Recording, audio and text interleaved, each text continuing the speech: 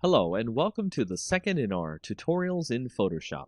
This time, we'll start by showing off some of the most common Photoshop selection tools. First, make sure you have your Photoshop open and a document ready. As you can see, we've got our document ready and can now select anything on the image. Selection tools help you pick and choose what you want out of the image you're currently editing. We'll start by using the rectangular selection tool you'll see here. By selecting the rectangular selection tool, you can click and drag a selection of any size you want on your image. This will allow you to select exactly what you want from the image, albeit in a rectangle or a square. This is the most common form of selection in an image.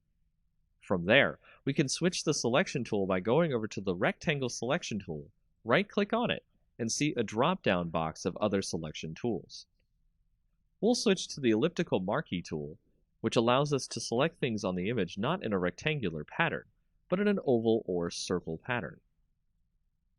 Once you've selected something with these tools, you might be ready for a little more advanced selection tool, which will allow you to select things in a creative way, the lasso tool. The lasso tool is more interesting than the previous tools because it allows you to select things in a more controlled manner. Your precise movement of the mouse while holding down the left mouse button will allow you to draw out a selection of your choice. As you can see, the tool allows us to create our own selection exactly this way, but it can be very messy if you don't have practice with it. The final selection tool we'll talk about that is common in use is the magic wand. The magic wand is a tool that allows Photoshop to think about what you're trying to select and select them as you click on the parts of the image with the tool. Observe. As you can see, the magic wand has allowed us to select only part of this image, not all of it.